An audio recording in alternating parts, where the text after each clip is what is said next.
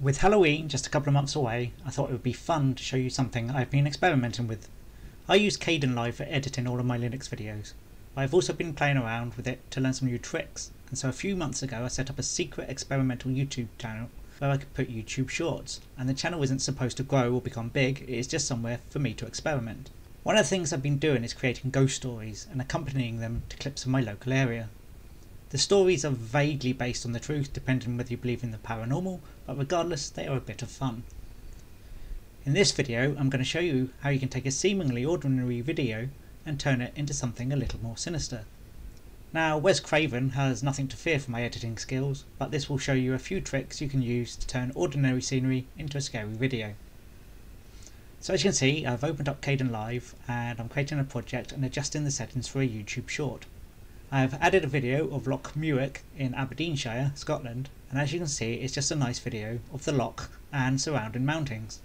There are three effects that can instantly change the look and feel of a video. The first is saturation. If you think about an old hotel, when you walk around it during the day then it looks fine and you don't worry about spooky going on. And the reason I believe that is colour. As soon as it gets dark, the unnatural light from lamps or the general darkness takes away colour, and that is why I believe these places seem scarier at night. So add the saturation effect to the video and remove all the colour. The second effect is brightness.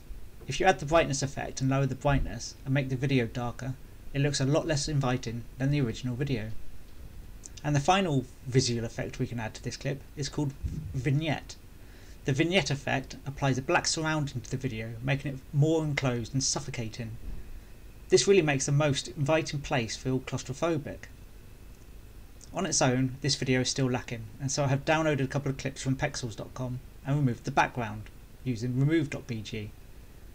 I have snipped the clips, make them really short for just a second each, and I apply the saturation and brightness effects again to take away the colour and the brightness. Finally, I add the position and zoom to one of the images, and you can set the image to be small at the beginning and then add a keyframe at the end of the image and zoom in. This will make it look like the image is coming towards you. Now on its own the video isn't particularly eerie, it's just a bit dark. However, YouTube has a series of audio files you can use, and if you search for a dark theme you can add it to the video and it works. And here is the final product.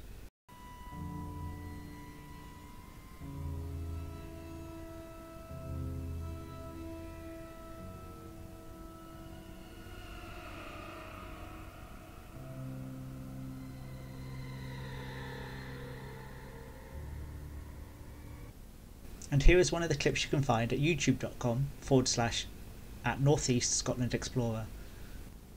Is Slains Castle in Cruden Bay the most haunted castle in Scotland?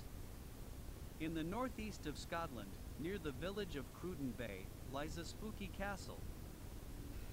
I know this is different from my normal Linux content, but it's a way to use the Kdenlive tool, and I hope you liked it. If you did, give it a thumbs up, hit the subscribe button. I'll see you next time on Everyday Linux User.